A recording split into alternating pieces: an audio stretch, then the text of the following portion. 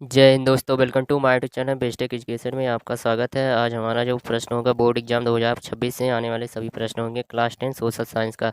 आइए चलते हैं अपने प्रश्नों की। हमारा जो 20 प्रश्न होगा सभी प्रश्न एक एक नंबर के होंगे, आपके एग्जाम के दृष्टि से बहुत ही महत्वपूर्ण होने वाला। आइए चलते हैं अपने प्रश्नों को स्टार्ट करते हैं। हमारा पहला प्रश्न दिया गया क्या है, फ्रांसीसी क्रांति कब हुई। मोस्ट इंपॉर्टेंट प्रश्न क्या है, मोस्ट इंपॉर्टेंट प्रश्न, यह प्रश्न आपके एग्जाम में अवश्य देखने को मिलेगा। तो इसमें जो ऑप्शन हमारा दिया गया क्या है, ये ऑप्शन दिया गया 1776, 1789, 1815 और 1857। हमारा जो सही आंसर हो जाएगा, फ्रांसीसी क्रांति जो स्टार्ट हुई कब हुई थी, वह 1789 ईस्वी में हुई थी। ठीक है, कब हुआ था, 1789 ईस्वी। ऑप्शन आपका जो बी हो जाएगा, करेक्ट आंसर हो जाएगा। ठीक है, 1789 ईस्वी फ्रांसीसी क्रांति हुई थी। आगे चलते हैं, हमारा प्रश्न दिया गया क्या है। तो ये प्रश्न तो कह रहा है राष्ट्रवाद का उदय किस शताब्दी में हुआ। क्या है, राष्ट्रवाद जो है।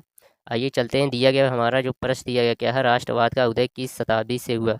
ऑप्शन दिया गया 16वीं, 17वीं, 18वीं और 19वीं। हमारा जो सही आंसर हो जाएगा, राष्ट्रवाद का उदय हुआ था वह कब हुआ था, 19वीं शताब्दी में हुआ था। कब हुआ था, 19वीं शताब्दी में हमारा राष्ट्रवाद का उदय हुआ था। ऑप्शन नंबर डी आपका जो हो जाएगा सबसे करेक्ट आंसर हो जाएगा।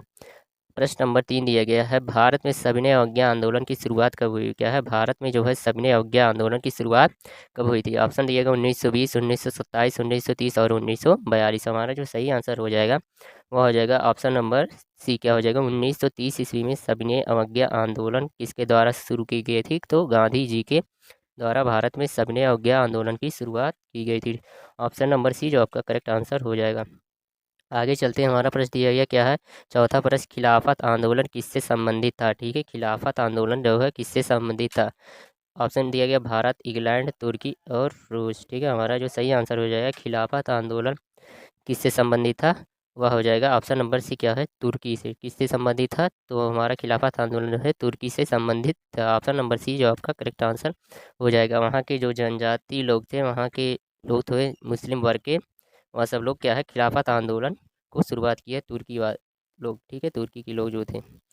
प्रश्न पांचवा दिया गया, भारत में सबसे पुरानी पर्वत श्रृंखला कौन सी है। बहुत ही इंपॉर्टेंट प्रश्न, यह प्रश्न आपके एग्जाम में आने ही वाला है। ठीक है, क्योंकि यह प्रश्न कुछ अलग तरीके से होगा। ठीक है, आइए देखते हैं, दिया गया ऑप्शन में हिमालय, अरावली, विंध्य और सतपुड़ा। ठीक है, हमारा जो सबसे पुरानी पर्वत श्रृंखला है वह कौन सी है, अरावली।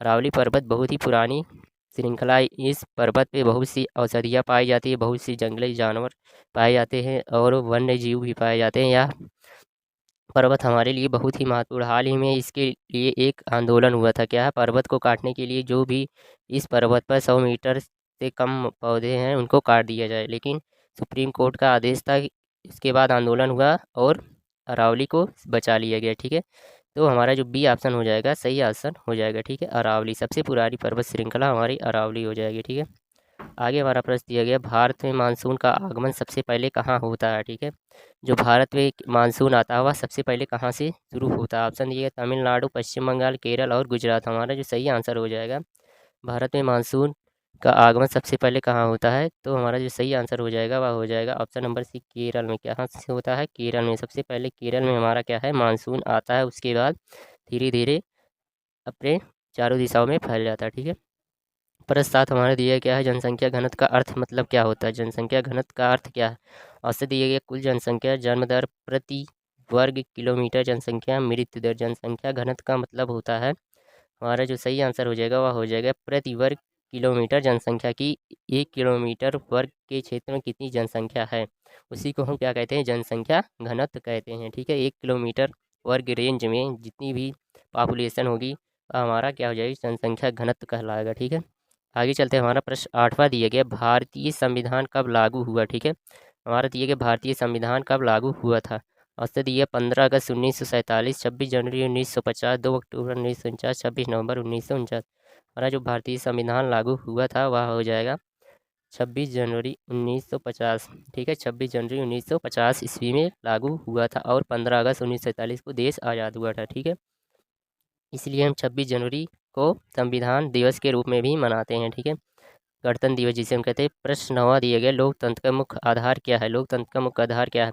ऑप्शन दिया, राजा, जनता, सेना और न्यायपालिका। लोकतंत्र का जो मुख्य आधार है वह क्या है, जनता हो जाएगी। क्या हो जाएगी, हमारा सही ऑप्शन हो जाएगा जनता।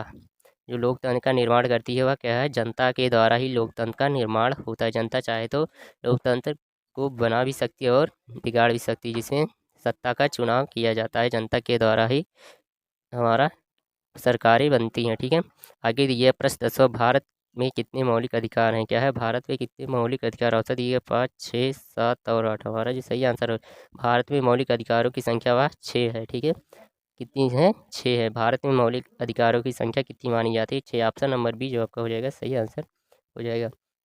प्रश्न 11 हमारा दिया, सत्ता की साझेदारी क्यों आवश्यक है? ठीक है, सत्ता की साझेदारी क्यों आवश्यक है?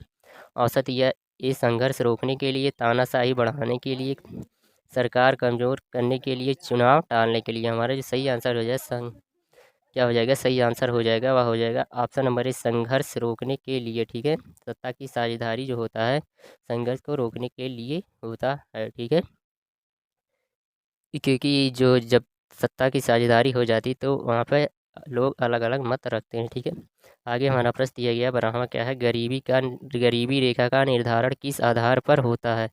ऑप्शन में दिया गया शिक्षा, आय, भोजन और रोजगार। ठीक है, गरीबी रेखा का निर्धारण किसके आधार पर किया जाता है? हमारा जो सही आंसर हो जाएगा वह हो जाएगा ऑप्शन नंबर बी, क्या हो जाएगा? आय। आय क्या होता है? जो प्रति व्यक्ति आय होता है, जो वह अपनी रोजी रोटी कमाने के लिए करता है, उसी को हम आय करते हैं। अर्थव्यवस्था, इकोनॉमिक सिस्टम अगर उस व्यक्ति का सही रहेगा तो वह गरीबी रेखा में नहीं आएगा। अगर उसके पास धन नहीं है तो वह क्या है, गरीबी रेखा के अंदर आएगा। ठीक है, ऑप्शन नंबर जो आपका बी हो जाएगा वह सही आंसर हो जाएगा।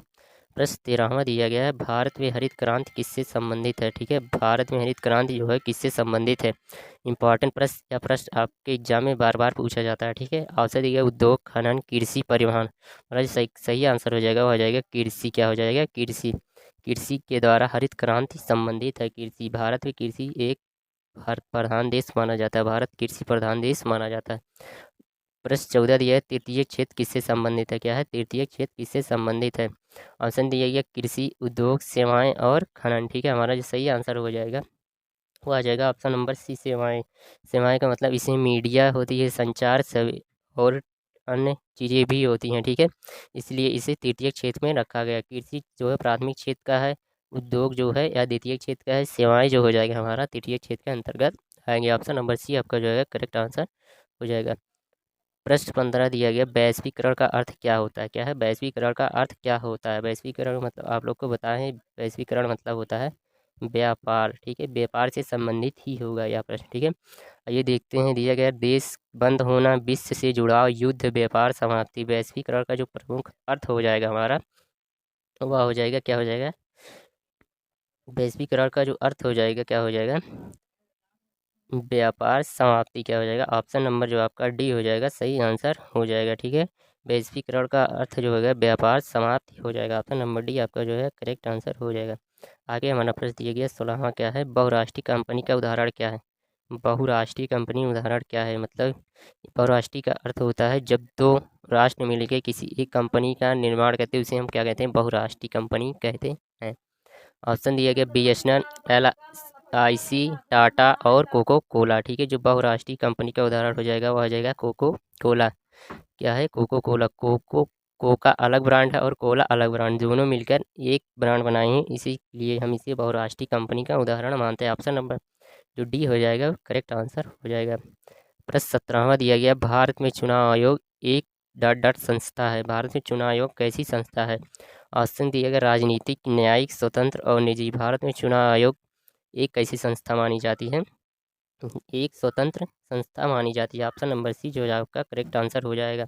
भारत में चुनाव आयोग एक क्या है? स्वतंत्र संस्था है। ठीक है, चुनाव कराने की जो प्रक्रिया होती है एक स्वतंत्रात्मक प्रक्रिया होती है। ठीक है, आगे हमारा प्रश्न दिया गया 18 क्या है, लैंगिक असमानता किससे संबंधित है? ऑप्शन दिए गए धर्म, जाति, लिंग और भाषा। लैंगिक असमानता जो हो जाएगा हमारा वह किससे संबंधित हो जाएगा? तो हमारा जो सही आंसर हो जाएगा वह हो जाएगा लिंग से। ठीक है, ऑप्शन नंबर सी जो आपका हो जाएगा करेक्ट आंसर हो जाएगा। लैंगिक असमानता मतलब मेल और फीमेल में अंतर स्पष्ट करना। ठीक है, ये क्या कहलाता है? लैंगिक समानता कहलाता है। ऑप्शन नंबर सी आपका करेक्ट आंसर हो जाएगा। ठीक है, आगे हमारा प्रश्न 19 दिया गया क्या है, भारत की मिट्टी सबसे बड़ी मिट्टी कौन सी है? भारत में जो सबसे अच्छी मिट्टी कौन सी मिट्टी मानी जाती है? ऑप्शन दिया काली, लाल, जलोढ़ और मरुस्थली। हमारा जो सही आंसर हो जाएगा भारत में सबसे बड़ी मिट्टी मानी जाती है वह हो जाएगा जलोढ़ मिट्टी। ऑप्शन नंबर जो आपका सी हो जाएगा करेक्ट आंसर हो जाएगा। ठीक है, जलोढ़ मिट्टी भारत की सबसे अच्छी मिट्टी मानी जाती है। ठीक है, ऑप्शन नंबर सी आपका करेक्ट आंसर हो जाएगा। प्रश्न 20वां दिया गया है, क्या है विकास का सही संकेतन कौन सा है?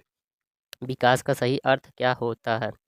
ऑप्शन दिए केवल आय, केवल शिक्षा, केवल स्वास्थ्य, आय, शिक्षा और स्वास्थ्य। ठीक है, हमारा जो विकास का सही अर्थ हो जाएगा वो हो जाएगा आय, शिक्षा और स्वास्थ्य। यह तीनों अगर किसी देश में सही तरीके से चल रहा है तो वह देश विकसित देश माना जाता है। ठीक है, ऑप्शन जो आपका डी हो जाएगा करेक्ट आंसर हो जाएगा। क्या है, धन भी आवश्यक है, शिक्षा भी आवश्यक है और उस व्यक्ति का स्वास्थ्य भी जरूरी होता है। यह तीनों मिलकर एक विकासशील देश का गठन करती हैं। ऑप्शन नंबर जो आपका डी हो जाएगा करेक्ट आंसर हो जाए। तो आज के वीडियो को यहीं एंड करते हैं। हमारे ऐसे नए वीडियो पाने के लिए Best Tech Education YouTube channel को जाकर आप सब्सक्राइब कर लिए। मिलते हैं नेक्स्ट